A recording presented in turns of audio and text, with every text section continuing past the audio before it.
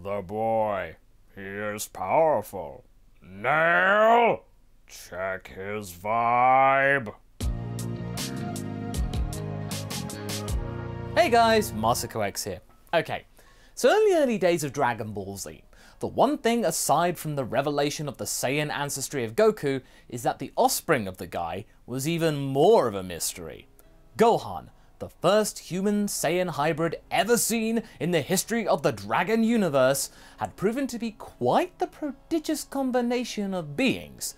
Despite both of these beings being humanoid in appearance, and on the surface you would think they'd be pretty bland and predictable, their chemistry proved to be mighty and potent, but also something that was quite unwieldy. This was eventually tempered, and with age, Gohan managed to get a handle on it and lose some of the interesting aspects of his, and his overall placid nature though did manage to counter the rage that would swell up inside of him to the point where it was really not much of a concern. But then we get Broly, the definition of Saiyan rage. He had rage boosts of his own when a certain person was mentioned. So what might happen if we took those boosts and placed them into Gohan and made him go berserk like Broly? Would his journey turn out to be fraught and full of peril, or might it still work out okay with the help that the little guy got, much more so than the big Broly? This idea was one of the first big ideas to come out of our weekly What If Roundtable live streams, from the mind of Philip Perkins, when he asked us about how Gohan might be able to handle getting more and more rage every time he was placed in a situation where it resembled a fight like we typically see in Dragon Ball. Now, naturally, we have adapted this question into the form of a what if, but it's a very interesting one. We are not going to be going down the avenue of Super Saiyan or Super Saiyan Rage here, in case you're new to the what if, like Trunks did in Super, as we feel that this type of anger is very different to that kind of anger, and it's not as sudden, it bubbles up.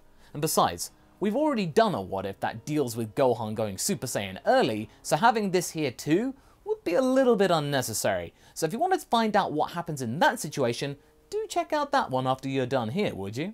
In the last part, we tackled the business of the tail end of the Saiyan saga, with Vegeta still being bested by the might that is the legendary Yajirobe, and Gohan not being able to do the deed whilst the two of them are at their peak power.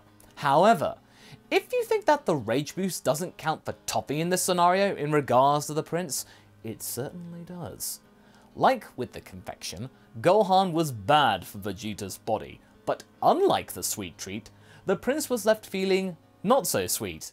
In fact, he was ended. Goku was very concerned that Gohan was still struggling with all of this to hold himself together when he got angry, and that maybe Kami's training, one of the chillest guys in the series, wasn't enough. In fact, if you thought that Kami's endeavors were beneficial, they weren't really. Gohan was much more aware of how much of a menace he was, and this makes him retreat into himself. He's very, very self-aware and introspective.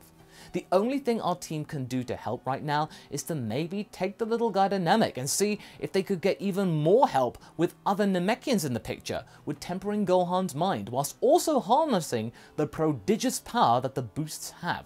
Like a best of both sort of thing. Can you have your cake and eat it?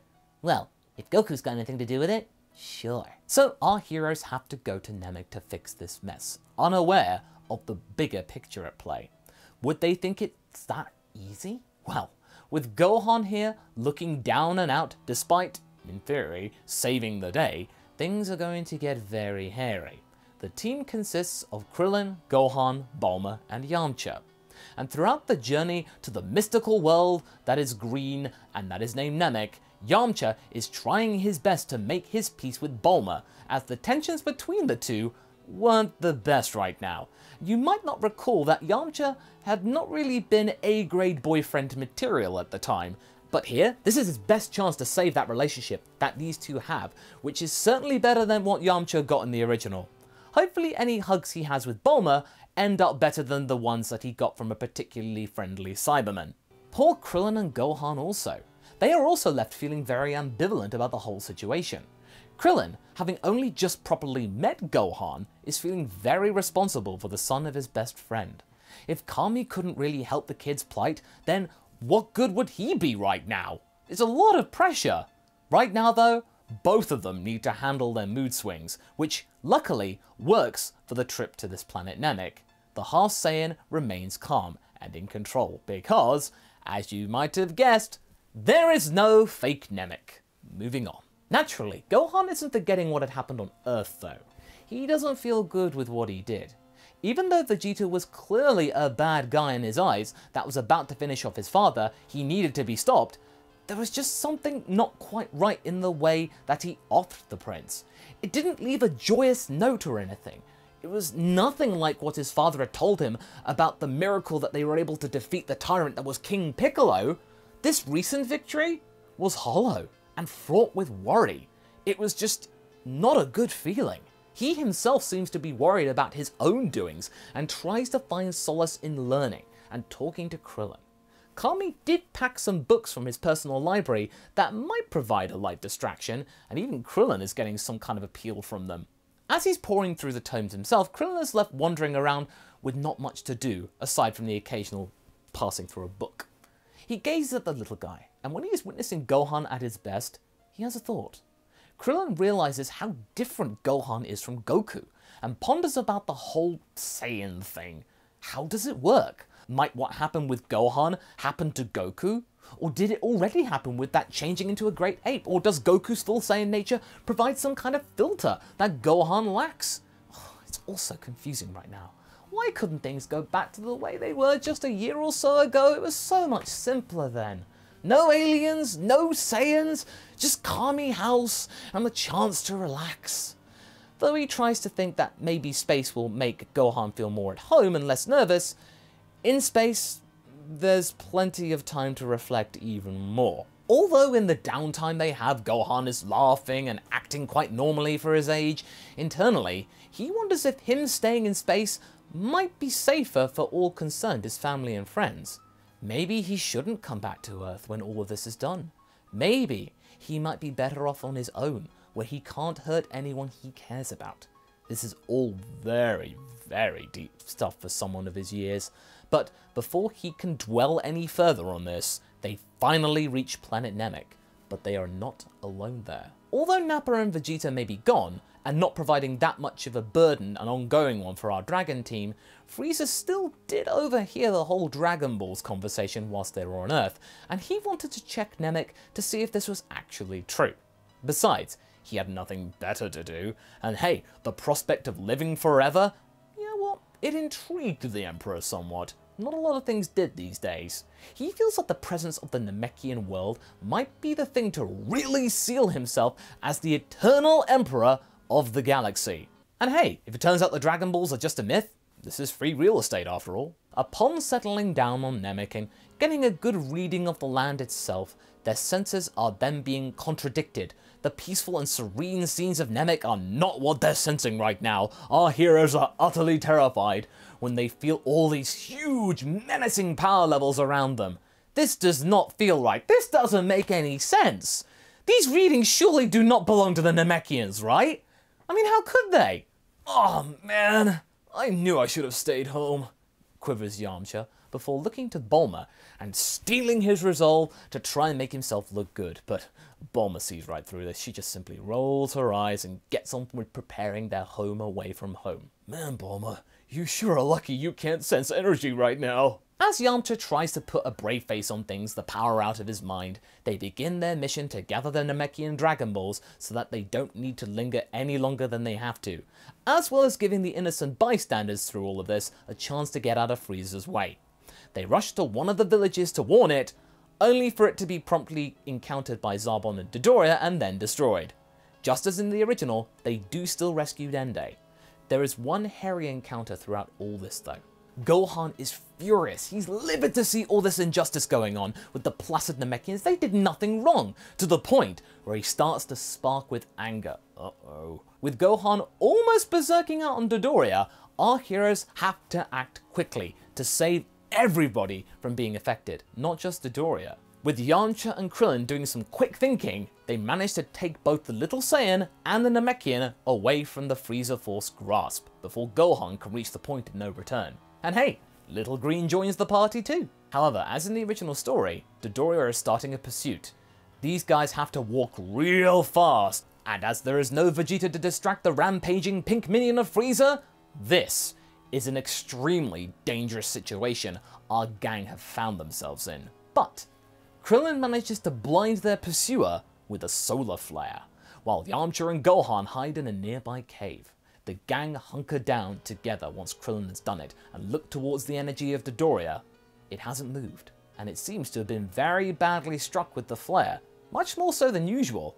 Here's hoping that that scouter is just as scrambled. They are, fortunately, very lucky.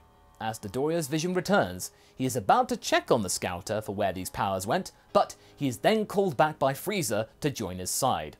Dodoria, cease this wild goose chase at once, and do something useful. The tyrant wants to know if he dealt with the Earthling threat. Not good. He can't admit that he lost these weaklings so easily. I mean, that would look bad. Instead of dealing with the boss right now and being honest, Dodoria chooses to lie, as he doesn't want to get on Lord Frieza's bad side. And this really seems to work for the moment. Or is Frieza pretending? It's unsure to say right now, but the minion doesn't really care, so long as he's still living. The ruffian then tasks someone else to deal with the Earthlings, him pulling rank, as they don't seem to be that much of a problem. The one to do this will be Qui. With no Vegeta to chase, Qui ended up being part of Zarbon and Dodoria's posse, travelling with Frieza around Namek. But since rank in the Frieza Force is a very important thing, Dodoria had consigned Qui to doing menial jobs on the ship. Who's gonna stop him? Now though, the Purple Mook had proved to be a great distraction. As the game of passing the buck goes on, Dende tells everyone about Guru and what he can offer the team, and Krillin recognizes that this might be the only thing and hope that they can get, save for getting all the Dragon Balls without Frieza finding them, that could actually be of benefit to them. They manage to reach Guru's tower without any issue masking their powers, as best as they can, and through Dende are able to explain the whole situation to Nail, so that means he doesn't end up going on the offensive. As much as I dislike the idea of outsiders messing with our way of life, I sense you're being genuine in wishing to help us. Guru from inside the tower is just as insightful as his assistant. Despite your size and lack of strength, your hearts are mighty. I will help you save our world in any way I can.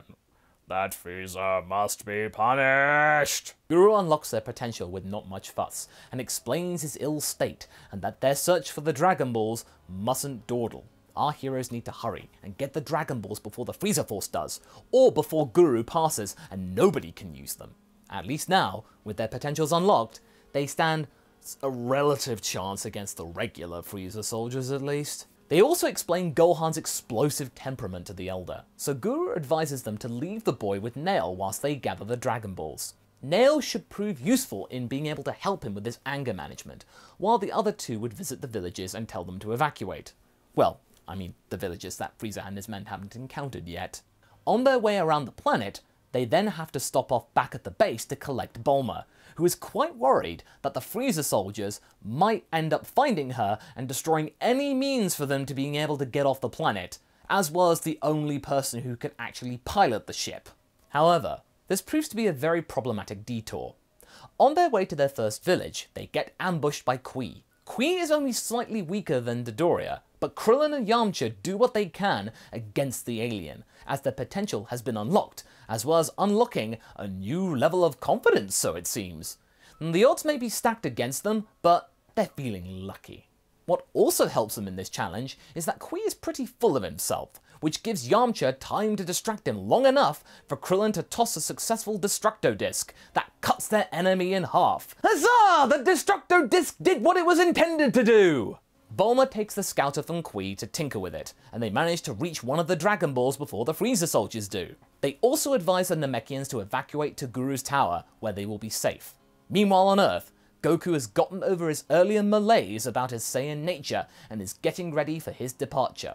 He launches the shuttle and starts his intensive gravity training, still pondering what to do about his Saiyanness and hoping that Gohan is safe.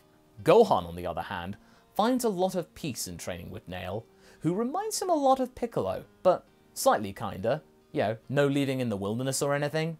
And Nail, he seems to be surprised about the natural talent inside this non-Namekian.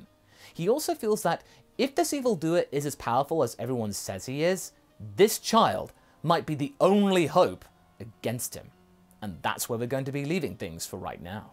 So what do you guys think? Do you feel that finally Gohan can find some kind of inner peace and his power could be unleashed in a constructive way? Might Goku prove to be not as effective as usual here? Leave a comment below and let's get this discussion going. And I shall see you in the next video. Catch you later!